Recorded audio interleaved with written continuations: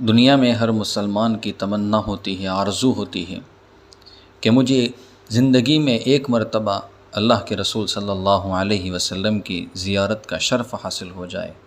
میں خواب میں رسول اکرم صلی اللہ علیہ وسلم کو دیکھ لوں۔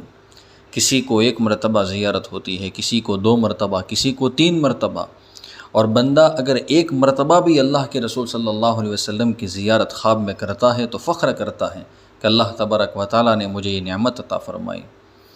ہمارے اکابر اور ہمارے اسلاف میں ایک بہت بڑا نام ہے، محبوب العلماء والصلحاء حضرت مولانا پیر ذوالفقار صاحب نقشبندی دامت برکاتہم۔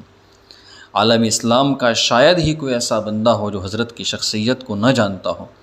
اللہ رب العزت نے آپ کو 30 سال سے کم عمر میں 100 سے زائد مرتبہ رسول اکرم صلی اللہ علیہ وسلم کی زیارت سے سرفراز فرمایا ہے، اور حضرت کو کن 2 کاموں کے اہتمام کی وجہ سے اللہ رب العزت نے یہ نعمت عطا فرمائی، آپ حضرت کی زبانی سماعت فرمائے۔ اللہ رب العزت ہمیں ان باتوں پر عمل کرنے کی توفیق عطا فرمائے۔ کیونکہ پاکی ناپاکی میں ہمارا اتنا دھیان نہیں ہوتا، اس لیے پھر ہمیں نبی علیہ السلام کی زیارت نہیں ہوتی۔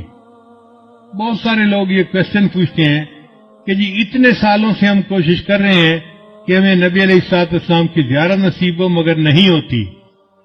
عام طور پہ جو ہم نے بزرگوں سے سنا ہے اس کی 2 وجوہات ہوتی ہیں، ایک نگاہ ناپاک ہوتی ہے اور ایک بدن یا کپڑے ناپاک ہوتے ہیں جس کی وجہ سے زیارت سے محروم ہو جاتے ہیں۔ اگر ان 2 چیزوں پر محنت کریں تو اللہ تعالیٰ زیارت نصیب جلدی فرما دیں گے۔ نگاہ کا بہت زیادہ پرہیز کریں، 100% پرہیز کریں گے تو اللہ تعالیٰ کی طرف سے پھر نبی علیہ السلام کی زیارت والی سعادت نصیب ہو جائے گی۔ میرے والدین چونکہ شروع سے ہی نیکی کی زندگی گزارنے والے تھے، تو میں نے تذکرۃ الاولیاء کتاب 5ویں کلاس میں پڑھی تھی۔ 5ویں کلاس کے بچے کو تو ابھی کنسیپٹ بھی نہیں ہوتا، مگر مجھے والد صاحب نے وہ کتاب لا کر دی کہیں سے، تو میں نے اس میں اللہ والوں کے واقعات پڑھے تو دل میں بڑا شوق ہوا کہ مجھے بھی اس لائن پہ چلنا ہے اور اللہ والوں کی لائن پہ آگے بڑھنا ہے۔ پھر اس میں ایک کتاب میں نے پڑھا کہ نگاہ کا بہت پرہیز کرنا چاہیے، تو چھوٹی عمر میں، ابھی میں بالغ نہیں ہوا تھا، اس عمر سے ہی نگاہ کا پرہیز شروع کر دیا۔ بہت بچتا تھا، بہت نگاہ کو بچاتا تھا، اور مجھے اس زمانے میں اپنی والدہ سے ڈانٹ بھی بہت پڑتی تھی۔ ہر دوسرے تیسرے دن کوئی محلے کی آنٹی آتی اور میری والدہ کو کہتی، تیرا بیٹا جا رہا تھا، اسے تو ہمیں سلام بھی نہیں کیا، یہ تو ہمیں اپنی خالہ ہی نہیں سمجھتا۔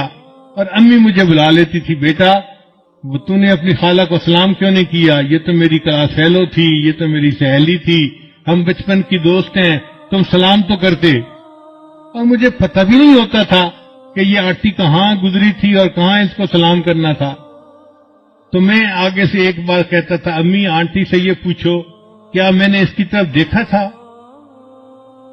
تو جب امی پوچھتی تو پھر وہ آنٹی کہتی، ہاں یہ تو یوں کر کے چلتا ہے، سر اس کا نیچے لگا ہوتا ہے، زمین کے علاوہ تو کچھ دیکھ نہیں رہا ہوتا، اس نے کہا اس کو۔ میں نے کہا امی مجھے یہ بھی نہیں پتا میرے پاس سے مرد گزرا ہے یا عورت گزری ہے، میں کس کو سلام کرتا؟ تب جا کے میری جان چھوٹتی تھی۔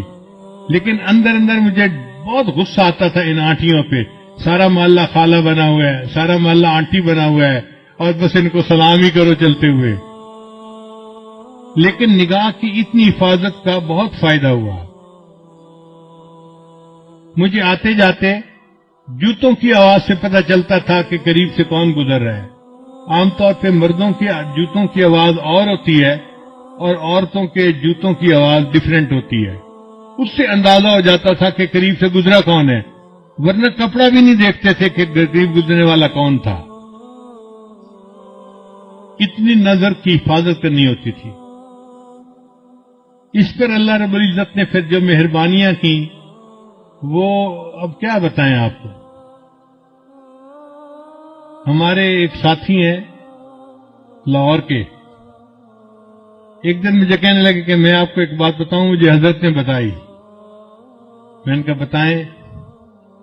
کہنے لگے کہ حضرت نے مجھے بتایا کہ دیکھو اس وقت آپ کسی مسجد میں کھڑے تھے آپ کی طرف اشارہ کر کے حضرت نے کہا کہ اس بچے کو اس وقت 100 سے زیادہ مرتبہ نبی علیہ السلام کی زیارت ہو چکی ہے۔ میں سن کے حیران ہو گیا، اور حیرت مجھے اس کی تھی کہ پتہ اس کو کیسے چلا۔ اس نے کہا جی کہ مجھے حضرت نے یہ بات بتائی تھی، شیخ نے یہ بات بتائی تھی۔ تو نگاہ کی حفاظت کا پھر یہ فائدہ ہوا کہ اللہ تعالیٰ نے 30 سال کی عمر سے پہلے 100 سے زیادہ مرتبہ نبی السلام کی زیارت نصیب فرما دی۔